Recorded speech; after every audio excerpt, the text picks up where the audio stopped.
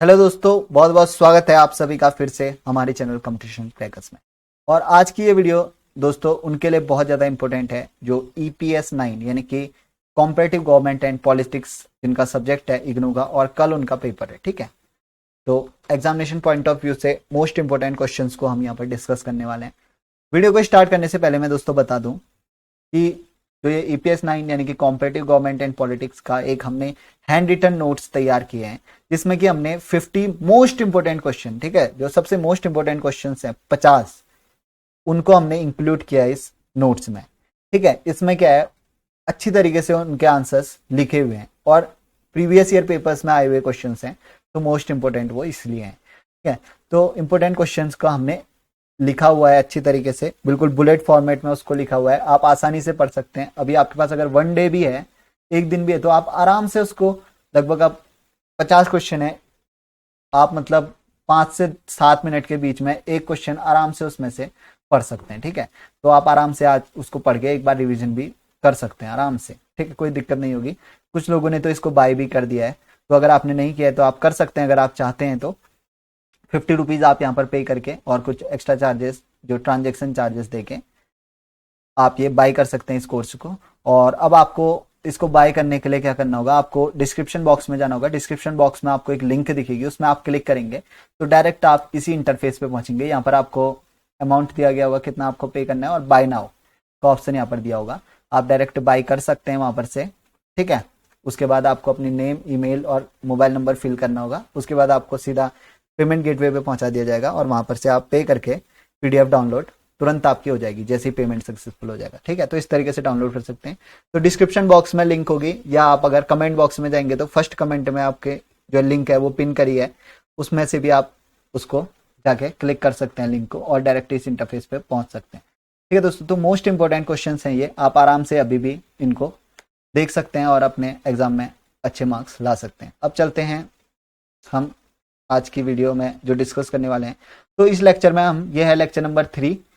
इससे पहले 2 lecture already upload कर चुका हूं मैं, जिसमें कि हमने क्वेश्चन नंबर 1 से क्वेश्चन नंबर 10 तक डिस्कस कर लिया है। जिसने नहीं देखा, आई बटन पे जाके क्लिक करो और क्वेश्चन नंबर 1 से 10 तक के सारे डिस्कशन शुरू कर दो। अब हम देखने वाले हैं क्वेश्चन नंबर 11 से क्वेश्चन नंबर 15 तक। अब जिन लोगों ने भी पीडीएफ को बाय किया हुआ है, जो मैंने अभी बताया था, ठीक है, जिन लोगों ने भी ये नोट्स बाय कर रखे हैं, तो उनसे मैं कहूंगा दोस्तों, क्योंकि उसी नोट्स के ये क्वेश्चंस हैं, तो आप लोग क्या करो, तुरंत जाओ उस नोट्स में 11, 12, 14 और 15, क्योंकि क्वेश्चन नंबर 13 जो है वो एक रिपीटेड क्वेश्चन है, फर्स्ट क्वेश्चन भी वही हमने डिस्कस किया था।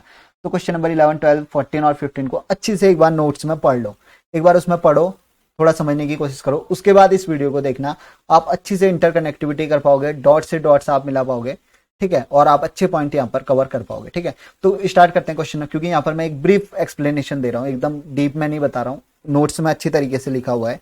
ठीक है, एक ऑर्गेनाइज्ड वे में लिखा हुआ है, तो ऑर्गेनाइज्ड वे में पढ़ के आओ, फिर यहाँ पर आओ, आप डॉट से डॉट कनेक्ट कर पाओगे। ठीक है, और स्टार्ट करते हैं फर्दर। जिन्होंने नहीं बाय किया है कोई बात नहीं, वो डायरेक्ट वीडियो देख लें और समझने की कोशिश करें। तो यहाँ पर है note on Indian trade union movement, यानी कि ट्रेड यूनियन मूवमेंट के बारे में यहाँ पर बात करी गई है। अब ट्रेड यूनियन मूवमेंट सबसे पहले तो होता किसका है? ट्रेड यूनियन मूवमेंट हमेशा वर्कर्स का होता है। अब वर्कर्स कौन सी क्लास होती है?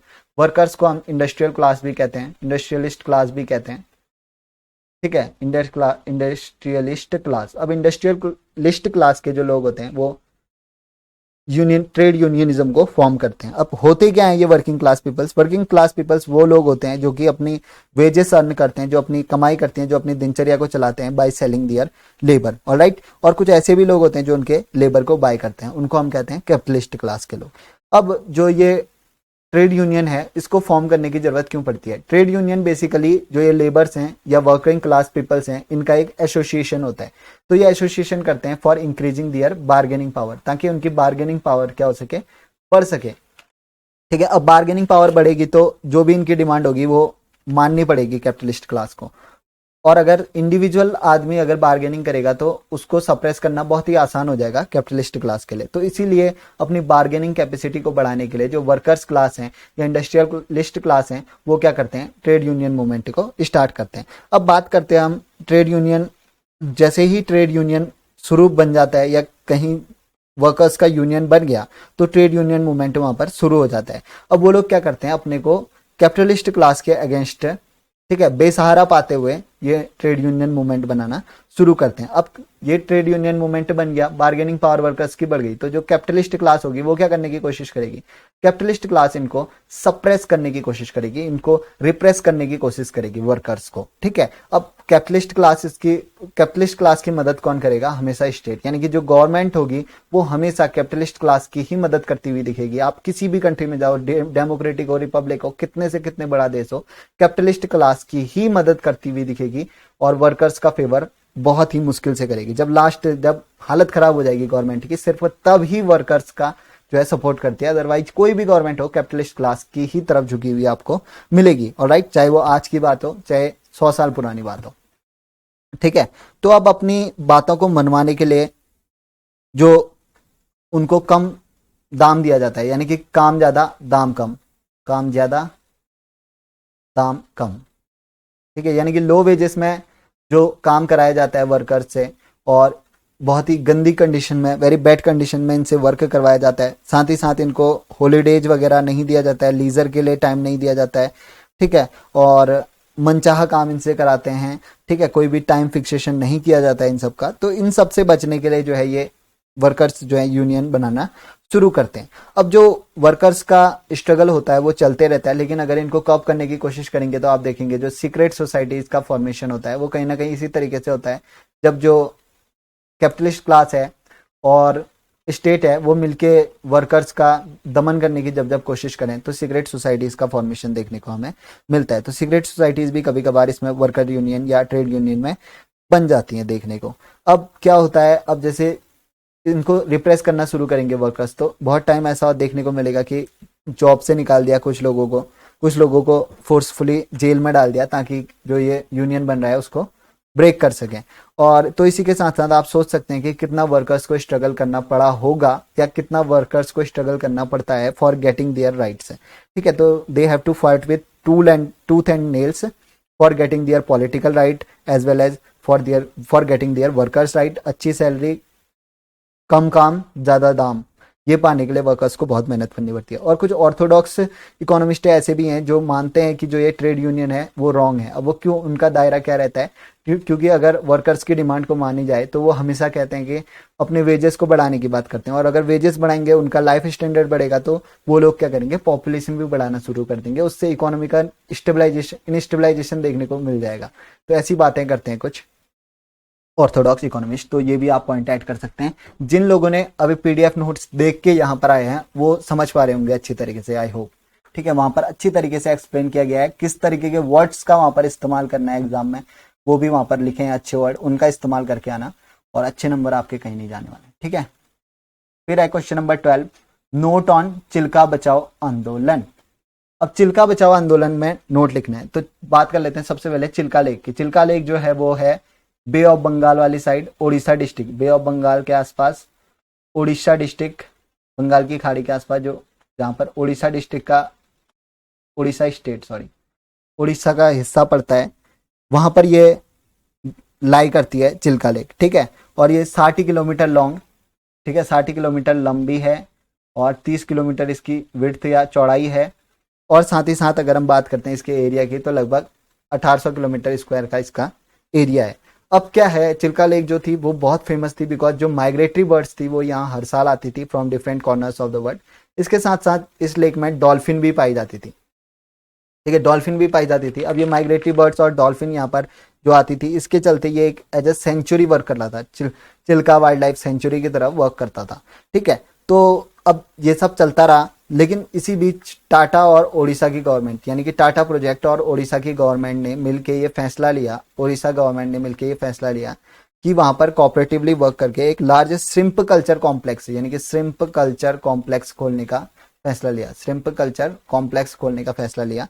तो जिसका कि टर्नओवर था ₹30,000 करोड़ या 30 करोड़ रुपीस के टर्नओवर से एक श्रिम्प कल्चर कॉम्प्लेक्स खोलने की बात इन्होंने सामने रखी। बट जो वहां के फॉर्मर रेवेन्यू मिनिस्टर्स थे जिनका कि नाम था बांके बिहारी दास, तो बांके बिहारी दास इनके द्वारा, जो कि फॉर्मर यहाँ के रेवेन्यू मिनिस्टर थे, इनके द्वारा एक आंदोलन शुरू कर दिया गया इसको ही लेके कि श्रिम्प कल्चर कैसे खोल सकते हो वहां पर। इसको लेके उन्होंने आंदोलन शुरू कर दिया जिसका नाम रखा चिल्का बचाओ आंदोलन। अब इन्होंने क्या क्या दलीलें पेश करी इस आंदोलन के लिए, तो सबसे पहले इन्होंने बात करी लोकल फिशरमैन की, यानी कि जो लोकल फिशरमैन अभी चिल्का में आते हैं मछली पकड़ने के लिए, तो क्या श्रिम्प कल्चर कॉम्प्लेक्स खुलने के बाद क्या उनको वहां पर आने दिया जाएगा? नहीं, तो लोकल इनहिबिटर्स का कहीं ना कहीं नुकसान। सेकंड, ऐसे ग्रेजिंग लैंड है, चिल्का के आसपास ग्रेजिंग लैंड है, वो भी तो एक्वायर कर लिया जाएगा जब श्रिम्प कल्चर बनेगा, तो वहां पर जो एनिमल्स ग्रेजिंग करने आते हैं उनको आप नहीं आने दोगे। दूसरा, उन लोगों का नुकसान जो कि कैटल पालते हैं। थर्ड, उन्होंने बात करी कि अगर इतने बड़े बड़े इंडस्ट्रीज वगैरह सेटअप होंगे तो यहाँ पर पॉल्यूशन भी आएगा आपका, ठीक है, जैसे डीजल पंप वगैरह लगाओगे तो उसका पॉल्यूशन सारा का सारा आपका चिल्का लेक में जाएगा, तो इन्वायरमेंट फ्रेंडली काम नहीं है, नॉन इन्वायरमेंटली फ्रेंडली एक्शन है ये। और इसी के साथ साथ इन्होंने कहा कि जो माइग्रेटरी बर्ड यहाँ पर आती थी वो अब जो ये लार्ज पंप लगेंगे, बड़ी बड़ी मशीन्स टूल्स यहाँ पर फिट होंगी, उनकी साउंड सुन के वो भी यहाँ पर आना बंद कर देंगे। तो आप सोच सकते हैं कि कितने ज्यादा नुकसान इन्होंने यहाँ पर गिनाए थे। और ये मूवमेंट काफी प्रचलित हुआ था, काफी लोगों ने इसमें अपना सपोर्ट, जो इन्वायरमेंट एक्सपर्ट होते हैं, इन्वायरमेंटल स्पेशलिस्ट होते हैं, उन्होंने अपना सपोर्ट इसमें प्रोवाइड किया। फाइनली अक्टूबर 1992 को सेंट्रल गवर्नमेंट ने जो है यहाँ पर ऐसा कहा कि जो ये टाटा के साथ ये प्रोजेक्ट ओडिशा गवर्नमेंट का चल रहा था उसको तुरंत रद्द किया जाए, और साथ ही साथ उसके बाद कोर्ट में ये केस चलता रहा। तो नवंबर 1993 में भी ओडिशा हाई कोर्ट ने भी इंडस्ट्री ये जो आंदोलनकारी थे, यानी कि जो जिन्होंने चिल्का लेक बचाओ का आंदोलन चलाया था, उनका ही साथ दिया, और उन्होंने भी कहा कि ये इकोसिस्टम के खिलाफ है और ये चीज बंद होनी चाहिए करके। तो ऐसे ही फाइनली ये जो था बंद हो गया। और अभी आप कहेंगे तो इसके हिसाब से तो चिल्का लेक आंदोलन भी बंद हो जाना चाहिए था, बट अभी ऐसा नहीं है। अभी भी करंट डिमांड ये चल रही है दोस्तों की जो प्रॉन फार्मिंग चलती है, ठीक है, प्रॉन फार्मिंग यहाँ पर चलती है टोटो के आसपास, चिल्का में टोटो के आसपास जो प्रॉन फार्मिंग चलती है उसको रोकने की मांग अभी यहाँ पर चल रही है। तो इसी के चलते ये चिल्का बचाओ आंदोलन अभी भी कंटिन्यू है, बट मेन जो पर्पस था इस आंदोलन का वो फुलफिल हो गया। जो वो श्रिम्प कल्चर कॉम्प्लेक्स टाटा और ओडिशा बिल के बनाने वाले थे वो चीज बैन हो गया।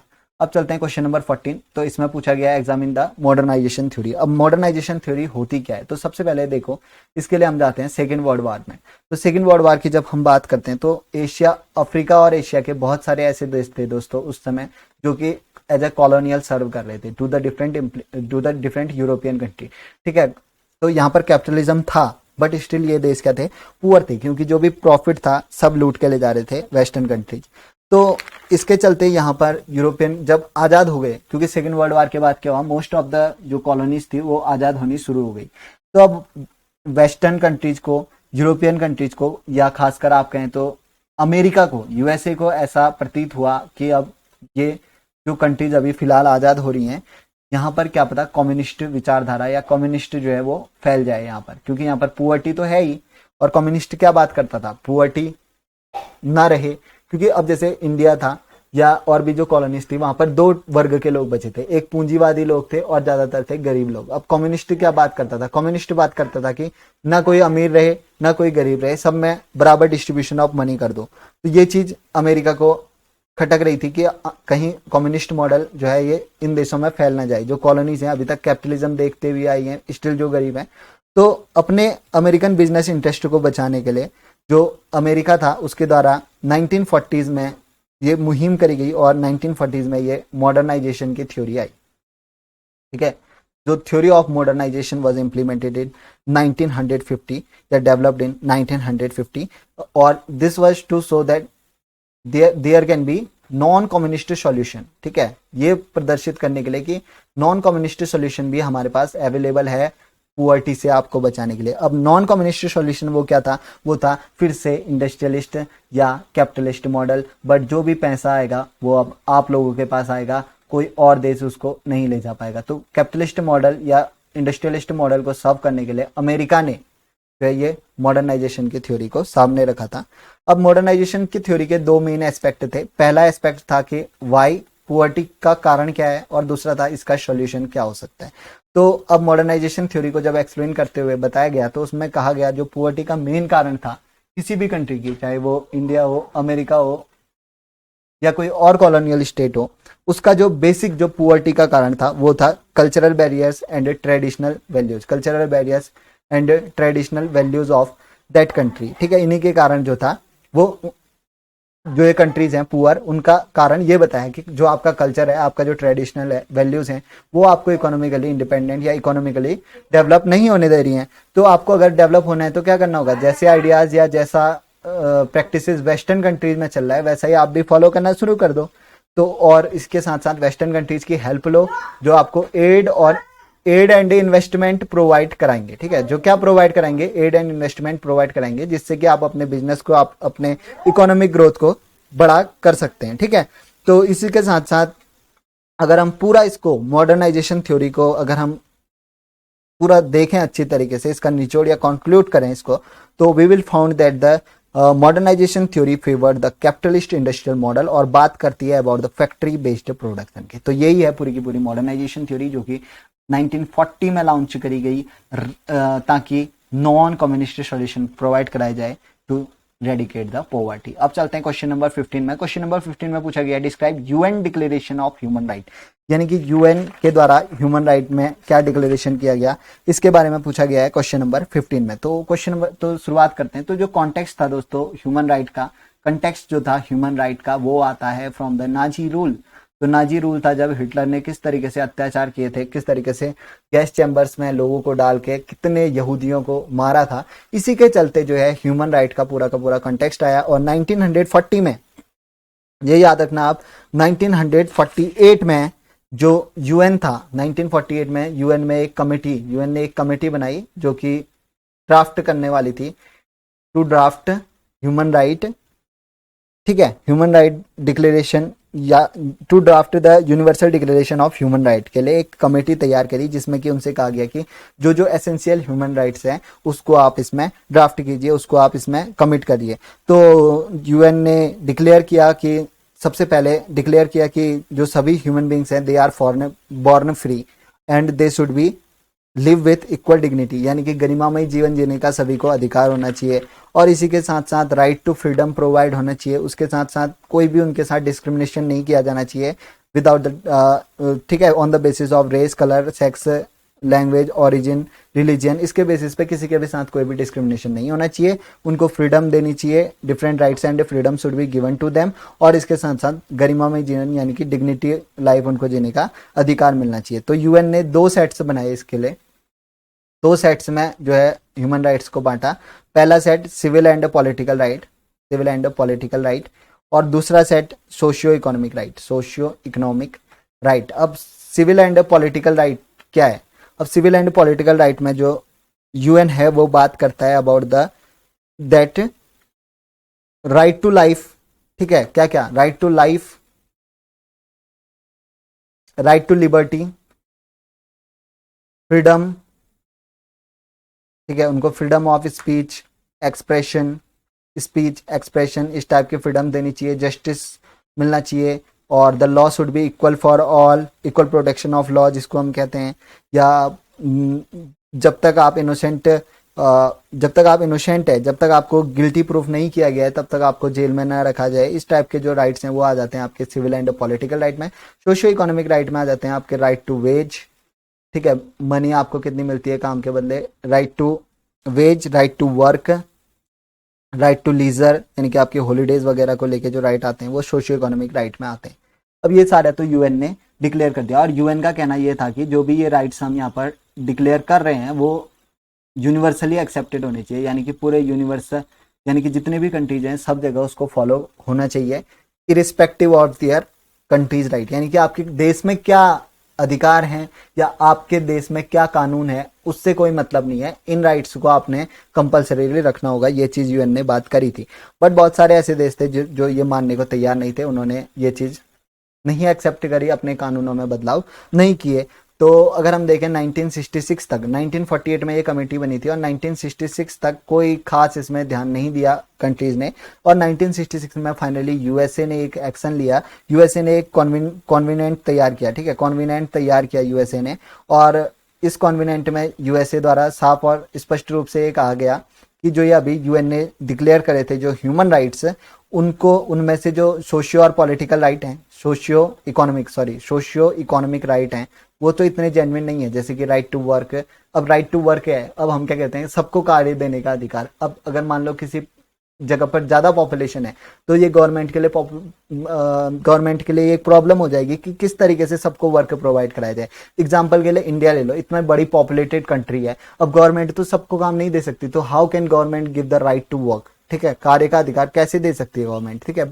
तो ये, और राइट टू वेजेस वगैरह, और जैसे कि आपका टाइम फिक्स है किस तरीके से, अब जैसे कनाडा में जो लेबर होंगे, वर्कर्स होंगे, उनको ज्यादा वेजेस मिलती होगी एज कम्पेयर टू इंडिया, तो ऐसा तो नहीं कर सकते कि उनके बराबर हम भी दे दें। तो ये जो सोशियो इकोनॉमिक राइट हैं वो लेस जेन्युइन राइट हैं, बट इन्होंने कहा जो सिविल एंड पॉलिटिकल राइट हैं, ठीक है, सिविल एंड पॉलिटिकल राइट्स हैं, जिसमें कि आपको राइट टू फ्रीडम है, right to life, right to liberty, freedom और justice, equal protection of law, फिर प्रिजुमिनेशन टिल प्रोबेबिलिटी और गिल्टी, और freedom of movement, thought, religion, expression, इस टाइप के जो राइट हैं ये सिविल एंड पॉलिटिकल राइट है, और ये मोस्ट जेन्युइन राइट हैं, मोस्ट जेन्युइन राइट हैं, और ये इंप्लीमेंट होने चाहिए, ठीक है, तुरंत इमीडिएटली इंप्लीमेंट होने चाहिए या इमीडिएटली फोर्स में आने चाहिए, इमीडिएटली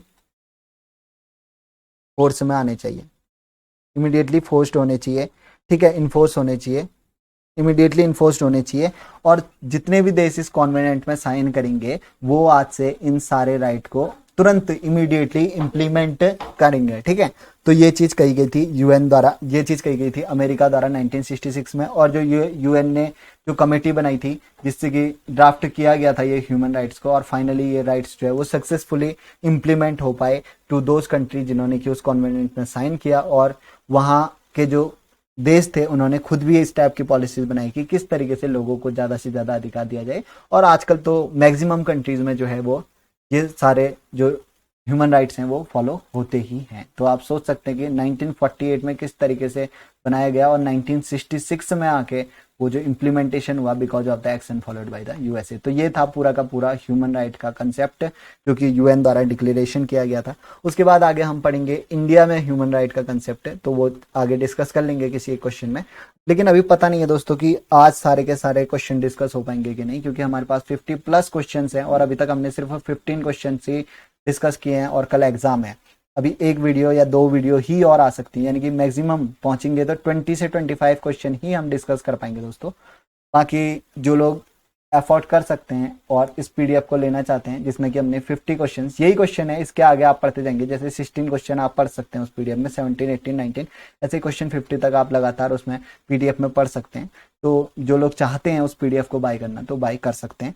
और फिलहाल 1-2 वीडियो और आ सकती हैं जिसमें कि 5-10 क्वेश्चन हम डिस्कस कर लेंगे। ऑलराइट, तो फिलहाल इस वीडियो में इतना ही देखते हैं दोस्तों। अगर आपको एफर्ट अच्छा लगा हो हमारा और वीडियो अच्छी लगी तो वीडियो को लाइक जरूर से कर लेना, और अगर आप चाहते हैं और एफोर्ड कर सकते हैं उस पीडीएफ को जिसका कि मैंने शुरू में बताया था 50 रुपीज दे के आप उसको बाय कर सकते हैं, तो आप कर सकते हैं। और साथ ही don't forget to subscribe our channel, क्योंकि न सिर्फ इग्नू बल्कि जो गवर्नमेंट एग्जाम से रिलेटेड वीडियोज भी हम अपने चैनल पर लाते रहते हैं, तो आपकी कहीं ना कहीं हेल्प हो जाएगी। तो सब्सक्राइब जरूर से कर लेना, और साथ ही साथ शेयर कर देना यार, और भी स्टूडेंट्स को जो तैयारी कर रहे हैं और जो आज बहुत चिंता में होंगे उनके साथ ये शेयर कर देना, ताकि उनको भी थोड़ी होप आ सके और वो भी अपनी अच्छी तैयारी करके कल एग्जाम दे सकें। थैंक यू गाइज, फिलहाल आज के लिए इस वीडियो में इतना ही देखते हैं। Meet you in next lecture, till then मजे करो, पढ़ाई करो अपनी और अच्छे से एग्जाम को देना। Thank you, meet you in next lecture. जय हिंद, जय भारत।